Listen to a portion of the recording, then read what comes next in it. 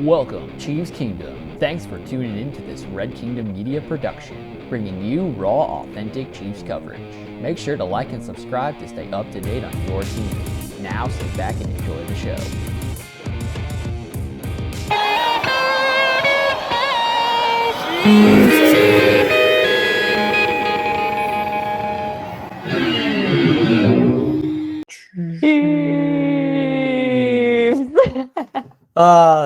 Hope you all enjoy the updated intro as much as we do. I love it. I went through a tiny bit of a rebrand here over the last week. Hopefully y'all notice and enjoy the changes, and anybody new, hopefully they get some enjoyment out of these additions, trying to look a little more professional or to be a little more engaging.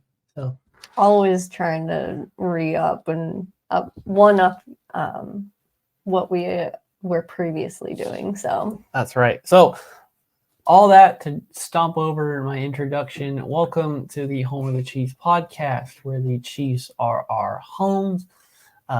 Your hosts, Clinton and Shannon, are here with you as always. We are here today.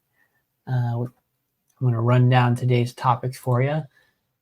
So we're going to win Broncos Fly. So we know the Broncos, unfortunately, got the dub over the Chiefs and finally got their win since 2015. So we'll break down that game and how that left us feeling, both from the offense and defense side based on their performance. Then we're going to head to Germany. We're going to the top of the hill, where the Chiefs were able to defeat the Dolphins 21-14. And this was their first matchup against Tyreek Hill. So let's go into how that went, how the offense and the defense performed in that game. Then we're also going to talk to you about what a bye week break is like.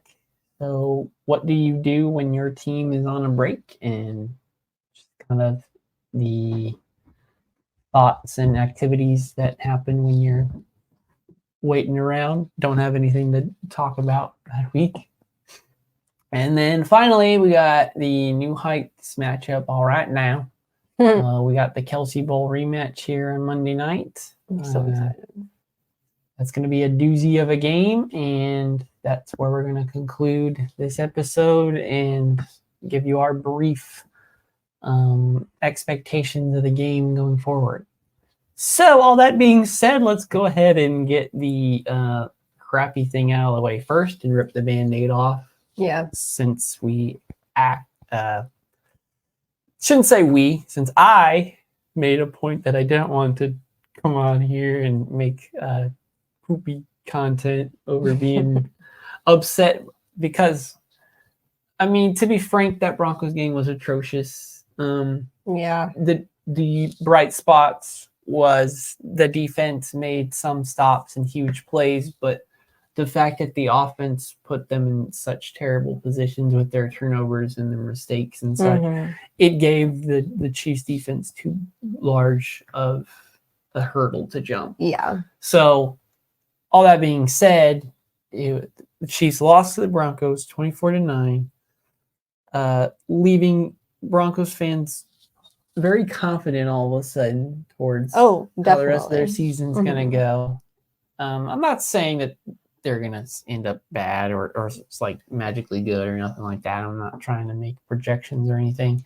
I think a lot of the stats and standings at the beginning of the season were, kind of outlier. When you don't have a full season, sometimes if you just do really bad, on like a quiz or something, if you really screw up that first question, like completely, like complete zero, even doing so well on those other questions, you still have a lot of points to make up just from missing that one question.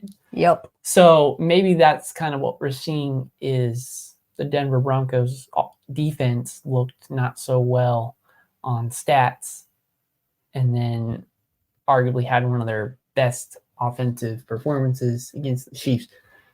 So, is there any part of this game that actually, I guess I say bothers you, like from the Chiefs' perspective, or do you kind of just chalk it up as, that this game meant way more to the Broncos than it ever was going to for the Chiefs? I mean, yeah, that's true. So, how much of it is the Chiefs were like so terrible that they lost to a quote bad team versus like they played a team that was hungry to finally beat them after so long?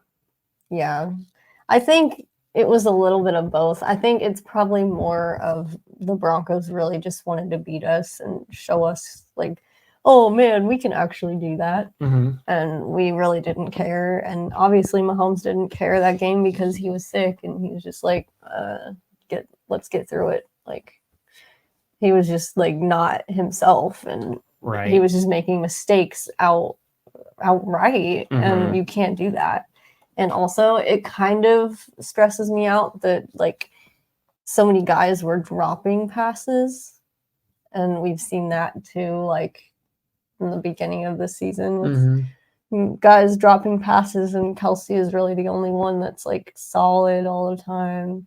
That's kind of like stressful for me a little bit. I get that. Personally, I don't think my opinions about the offense has really changed.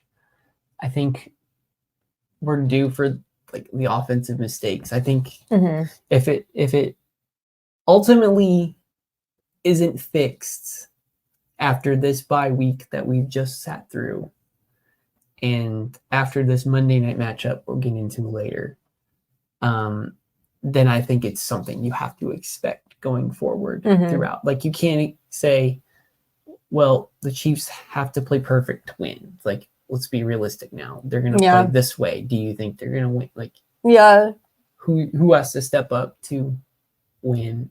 Like, so I think personally that game felt like something to just throw in the garbage, forget it happened. It did, yeah. And move on. Because a lot of things were like maybe some mental mistakes versus some physical mistakes, and some coaching mistakes, some player mistakes. Blame can be cast throughout. It doesn't rest on just one person's shoulders. Clearly that Denver game itself, this is like one of Mahomes' worst statistical games of all time. So, of course, he had a bad game, but the man was sick. Correct. To expect him to perform at his absolute best at that is just assuming superhuman. Yeah, he's not. He's a human being. He was sick.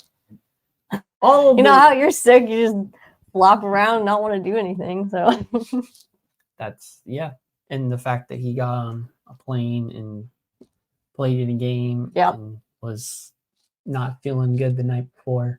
I think we just know the sports stories, the Michael Jordan flu game. If you don't feel good, that means you're going to play lights out the next game. And there are instances like that. And I think we've seen so many of them that people just assume that's how it happens. Like that just naturally. But come on, we, like you just said, everybody feels sick.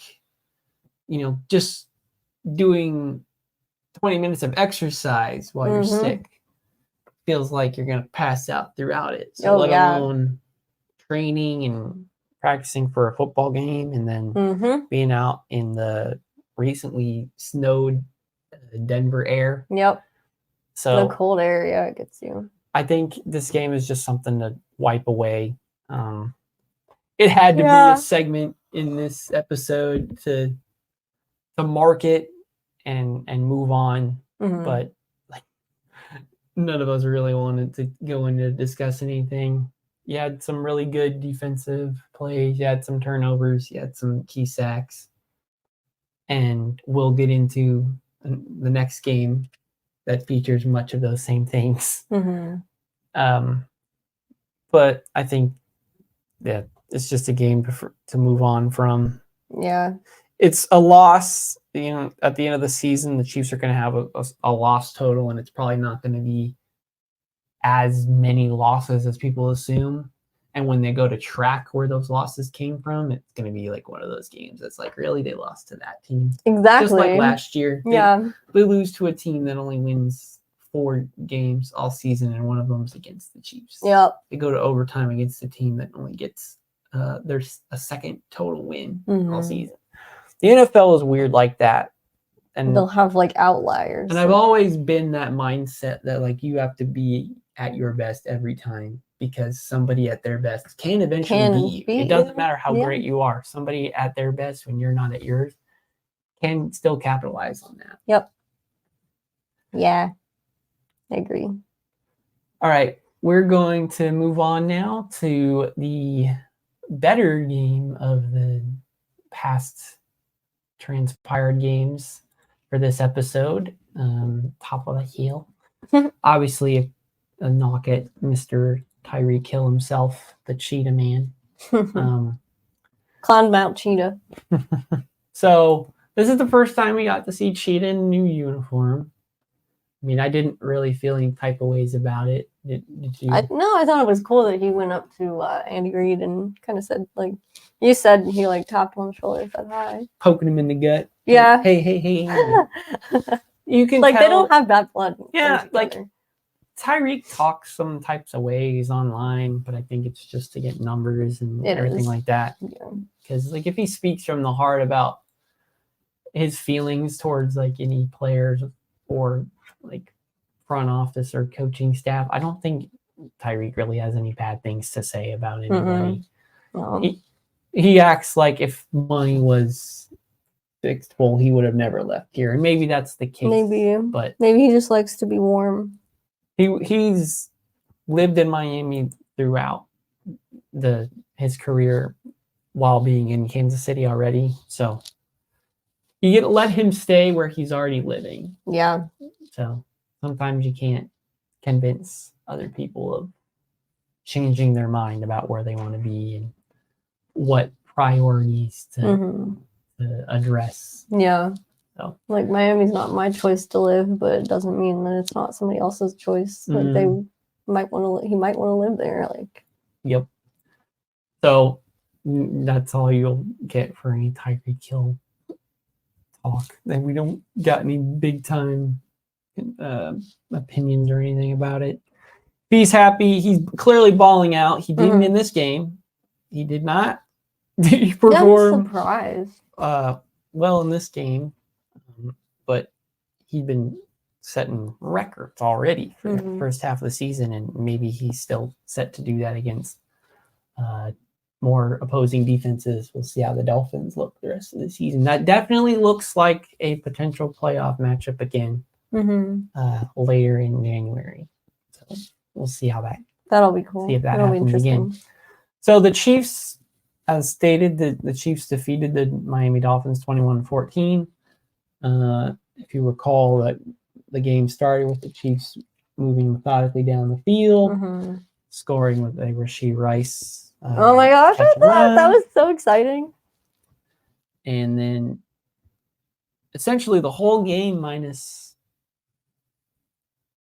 2 drives, and one of those drives was ultimately influenced by Chris Jones being upset at somebody.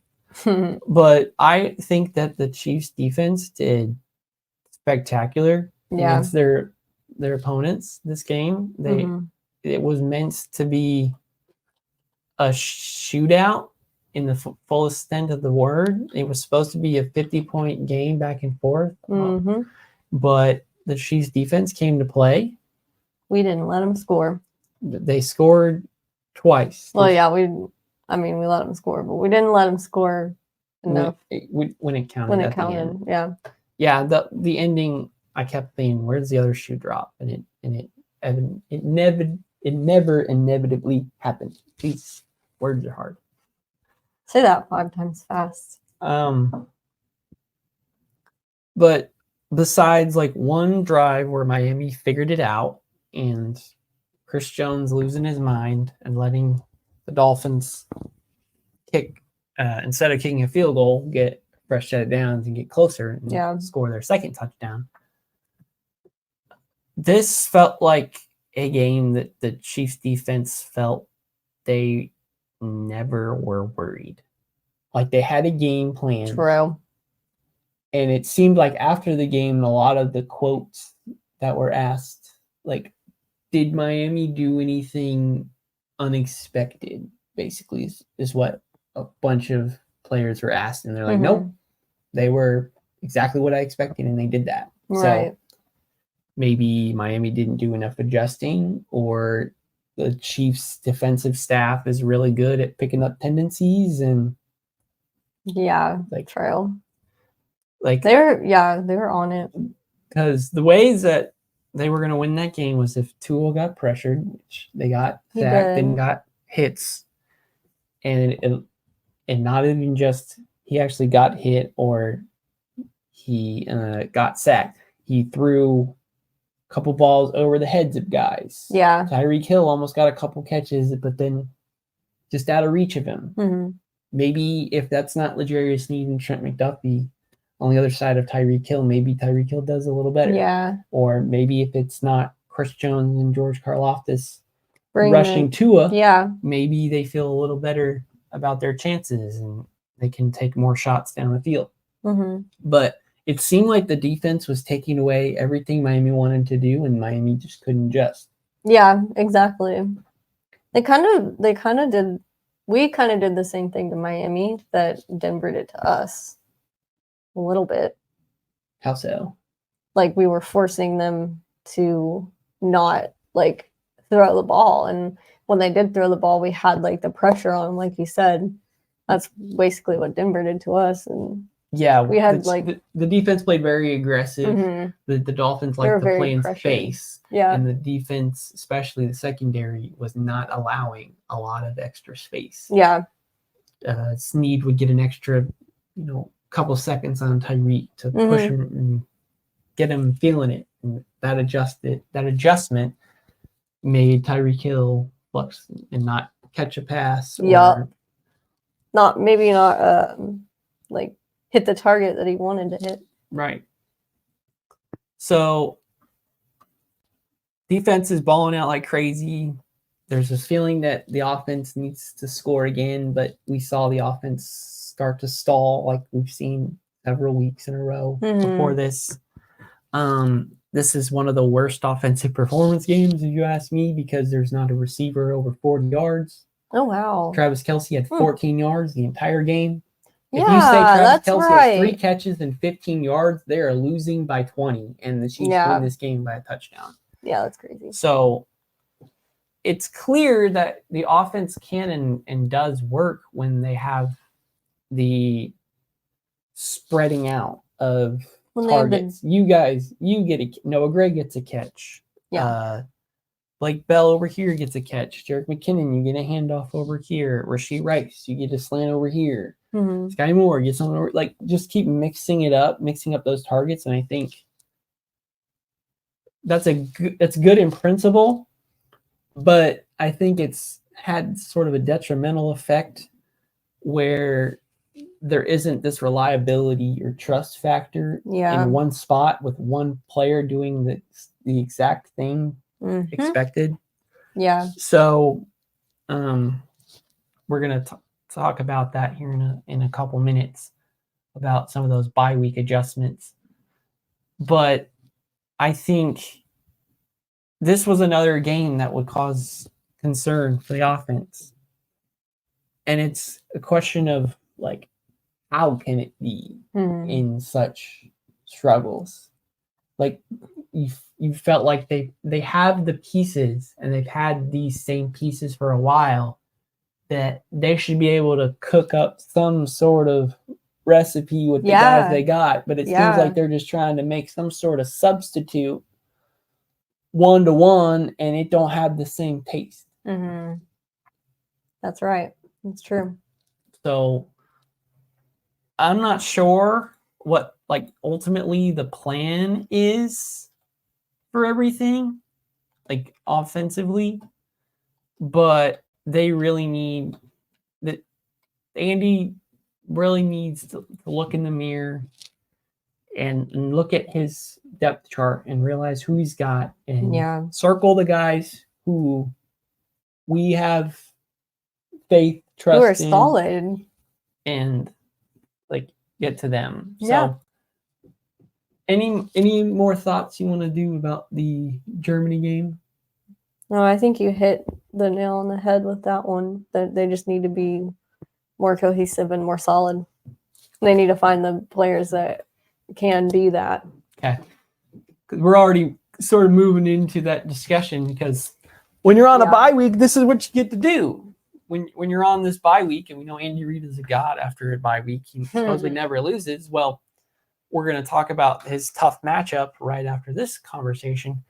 But this is the period of the season where you're forced to sit and look at where you are, look at where you stand, look at what your expectations were in September, where you were going to be right now, and have you met that? And if you haven't met that, what about your plan was flawed in thinking this is the formula for how we're going to win, and something's just hasn't gone right with that. So what is it that's not going right? What can we change and alter? And is something fixable, or is it rip it clear out? Right.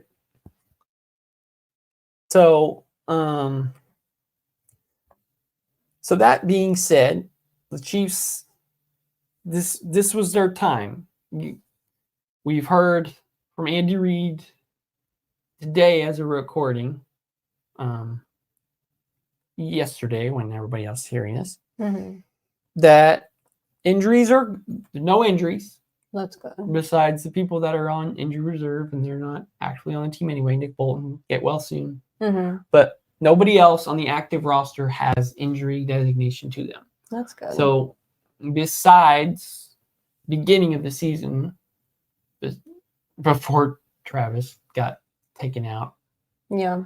But beginning of season is when you're supposedly at your healthiest, and the Chiefs seem to be like jumping back into that cycle of full health. So that's one thing to note, is that's what you do during bye week, is get rest up, get in the training room, get loosened up, get the rehab done, get loosened up, make sure you know game plans well, make sure you're in the film room scheming up some extra stuff. And now I think the biggest thing during this is that Andy Reid needs to assess what his offense is and make sure he's utilizing his weapons the best way. Yeah, and what they can do and what they can bring to the table, basically. So, Rashee Rice is doing great things, and we think he's just standing out. Some games he gets tons of snaps and no targets, and some games he gets like no snaps, but he gets like plenty of targets within those snaps. So personally, that's the secondary weapon we need to be showcasing. Yeah. Because Miami, I don't know if they've shown the blueprint, but they're definitely going to be NFL teams trying. That's how you shut down Travis Kelce. Why have we not been double teaming him the entire time? Why have we not just had two guys following him around? Yeah. Once we do that, Pat looks concerned. He does not look as trusting towards any other guy. Yeah. So that if that is the main issue right now, which I ultimately think it is, I think so. Put the players in the best spot and keep them there. I know you've had plans for certain players. Whether or not they've met those expectations doesn't matter. Yes, they're irrelevant at this point because the season has progressed and we know what the final end goal is. And despite your wanting of certain players or plays to work, if it keeps you from going to and winning the Super Bowl, then it wasn't a worthwhile plan. Right. So as like stubborn and like as stubborn as I think Andy Reid is, I just can't think that he would stay so much into like his vision of stuff that he would just shrug off alterations that would get him to his goal. Mm-hmm. Where sometimes we think he's not so much just, I want to win a Super Bowl. I want to win a Super Bowl my way. Yeah. Playing this way. Yeah. With these guys. Mm-hmm. So what's strange is like against Miami, the runs just weren't working. Mm-hmm. And that seemed to be one of those like what almost worked every time. Yeah. So always number 2, I want to see Pacheco get fed. And yes, we've seen that Jerick McKinnon and quite frankly, Kadarius Toney are not getting the attention that they were even last season down the stretch. So maybe it's just being saved for the important stretch of games. So maybe besides the output production of the offense, maybe this is exactly where Andy Reid wants to be. Maybe. We've only lost 2 games, so you got room for error to lose 2, maybe 3 more games total and still be pretty set. They're arguably, depending on the results of Baltimore, Cincinnati, as of tonight's recording. Tomorrow, you already know the result. That could also like really solidify the Chiefs' place as number 1 ahead of all these other AFC teams. Yeah. So we're seeing a lot of other teams struggling in this bye week where the Chiefs sat at home and Chiefs fans just sat at home. You saw the Bengals lose, Bills lose. Yep. You saw the Jags lose badly. Oh, that was bad, yeah. Baltimore lost. And now Cincy and Baltimore are about to play each other again, so that's at least 1 more loss to either of them. Cleveland has a good record, but they just lost their starter for the season. Pittsburgh looks up and down. They have so many wins, but nobody can predict them to win a game. Yeah. And then Miami, who we've just beaten. So you're really starting to narrow down your competition. And who we thought was our competition and who's suddenly like racing up. Like, who actually we forgot about Lamar Jackson in Baltimore. And it's like, how could we, y'all? Yeah. They're just starting to feel themselves and they have good defense. That's what we're seeing now. If you have a good defense, your team is good. Yeah. And if you have a good quarterback and stuff, then that's just like on top of it. This season has been so defensive oriented. It has. It really has. For all teams. Like all defenses have been better. And it's not a common thing for like defenses to be really good right out the gate. So the fact that was the case for the Chiefs and arguably a bunch of other teams, and we're like starting to see that like defenses are winning big time this season. I'll have to see the like full statistics after the season's progressed, but you're just getting this sign that like first, even just in general, that offenses are like stalling to a degree. Yeah. The big thing about Miami was they do so well, and then when they play against teams that don't have a losing record, a la us and a couple other teams, they did not perform well. Yep. So you can put up great stats against terrible teams, but can you put up wins against good teams on top of that? True. So The Chiefs only care about wins. At least that's what we believe. Yeah, we like to believe that. So if there was a game, I don't know.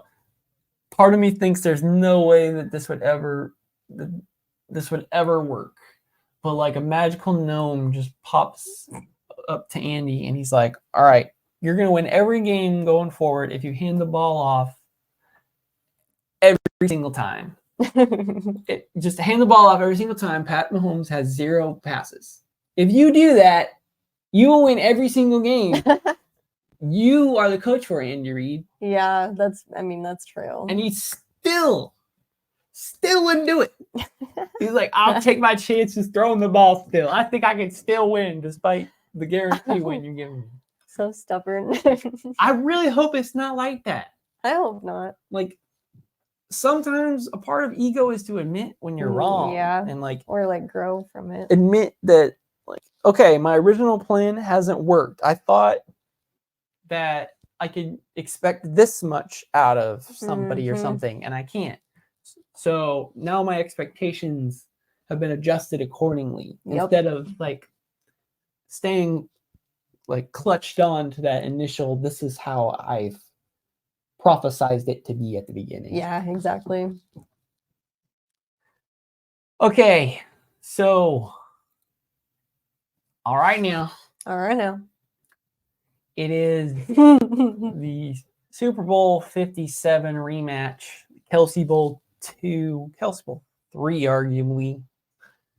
Nobody counts the first game that they played against each other in 2017, but or in 2019. How come they didn't make a big deal out of that one? I don't know. They didn't make a big deal about the 2020 game either. Interesting. When the Chiefs went to Philly, when they still had Jalen Hurts. So I guess it's just the Super Bowl factor. Probably. It only matters that it's the Super Bowl. So I guess me claiming it's a Kelce Bowl is fake news. So sad. But all that it's still a Kelce Bowl. All that being the case, Chiefs Eagles Monday Night Football. The Eagles are 9-1. They have only lost a single game. They are the quintessential team that is willing to do whatever it takes to win, and they don't care how and what ways they get that. Mm-hmm. They have a terrific defense. They have a terrific offense. Terrific offensive line. All right now, yeah, they're gonna be pushing some tushes. They're dipping dots and they're ready to go. That's right.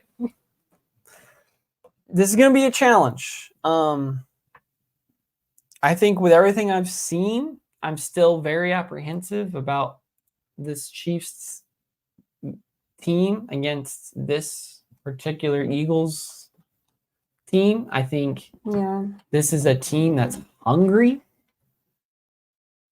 We just beat this team less than a year ago, and this team is coming into our house. They want to beat us. They are determined. They have some vengeance, and they see what looks to be a wounded Chiefs team still trying to identify themselves, when the Eagles have been the same team last year and then the same team this year. They do what they do. Yep. So it's going to be tough. Andy Reid has his bye week record, but I just don't know if our offense can do enough to stop the Eagles. I think our defense can do enough to hold us in the game, but whether or not we can hold till the very end or be able to take the lead at the end when we need to is to be determined. Yeah. It seems like that was really the only thing I'm thinking of too that I'm nervous for, is just kind of how are they going to come back and how are they going to be better than they were? Mm-hmm. I think when I go to like, because we don't pick score on this particular show, that's not what this is for. But like when I contemplate what I think this game output is, I was saying that the Miami game was going to be like an offensive shootout and they were going to lose, and it wasn't like that. Mm-hmm. So just like how I need to change my expectations about the offense, I also need to change my expectations about how our defense performs. Mm-hmm. I can't expect them to give up 5 touchdowns every game anymore because that's just not that's not who they are. Mm-hmm. So it becomes this point: can the Chiefs pull off 4 touchdowns if they had to? Yeah. Can the Chiefs hold the Eagles to 17 points if they had to? Right. Yeah. Like, they can do the best they can, and it will still come down to little details, Mm-hmm. few couple points. No mistakes. It's like in a vacuum, we'll be able to see which side of the ball needed to do the thing. But when you're in the moment and you just have the energy going on, it's just whatever's next. Yeah. Whoever's on the field right now, they need to be the ones to step up. Mm-hmm. It doesn't matter which side. True. So in past years, we would have said get Mahomes on the field at the end of the game.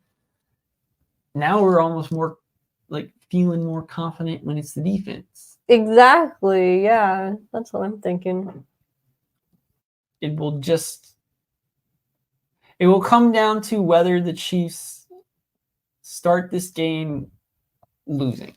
True. If they start out like already down at some point, this could be a tough game for the Chiefs because it's not something we've really seen. And when we did see that happen, it came with other bad circumstances, but it was a loss. Mm-hmm. So maybe not as extreme circumstances, but we do still see the result of that type of maneuvering. So I think the Chiefs would win if this becomes some sort of a shootout, because I think the second Philly has the lead, they're going to be totally fine. Yeah. Rushing for 3 yards of carry and doing the tush push to get a first down every time. Mm-hmm. And we haven't really seen any team stop their tush push. True. I mean, Steve, this is my call to action to Steve Spagnuolo. I did not give you enough credit against the Dolphins. I am currently not giving you enough credit against the Philadelphia Eagles. You are more than welcome to shut my mouth again. Yeah. If you stop the tush push and you hold this Eagles offense to less than 20 points, 20 points or less. And I could feel like if the Chiefs did not score 3 touchdowns against this team, they weren't ready to win. Yeah. True. This should be a game. The Chiefs are so pumped. They're going to score 5 touchdowns. Yeah. Yep. They ought to be. So let's see that happen. So Steve, shut me up. You can do it. Shut down Jalen Hurts. Shut down the tush push. You got it. You can do it. All right. Any final thoughts about any of these games we've already discussed? This Monday nighter coming up, or frankly, just anything going on? I'm excited. I hope I get the Tostitos partnership. I don't know. It's like I won't say anything, but it's a few days. Yeah, I know. Okay. Well, all that being said, I want to say thank you all for tuning into the Home of the Chiefs podcast presented by Red King Media. Make sure to like, comment, and subscribe. Follow us on all our platforms. If you enjoy our content, the Chief and crew just put out their episode yesterday, so I'll go ahead and link that right here in the video. And stay tuned, because later this weekend we should have another episode of Extra Point with Daily Dale to break down his thoughts for this Chiefs-Eagles matchup as well. And then, if that's not enough for you, stay tuned for right after Monday night, where we will be live with you right after the game, breaking down the Chiefs-Eagles matchup, whatever that ends up being. But you know, if there's Chiefs games going on and there's Chiefs news coming out, you know that Red Kingdom Media is on top of that and trying to get it to you. Mm-hmm. So I just want to say thank you all so much again. I hope you have a great rest of your day and weekend. Enjoy that weekend. Come back ready for Red Monday. Scream your heads off, and let's all hope for a victory Red Tuesday. So from myself, Clinton, and my partner, Shannon, thank you all for joining us. Hope you have a great rest of your day. And as always, let's go Chiefs! Thanks for checking out this update straight from the heart of Chiefs Kingdom. We appreciate your passion, so please leave a like and follow us wherever you tune in from. See you next tailgate, your trusted source for all things Chiefs, Red Kingdom.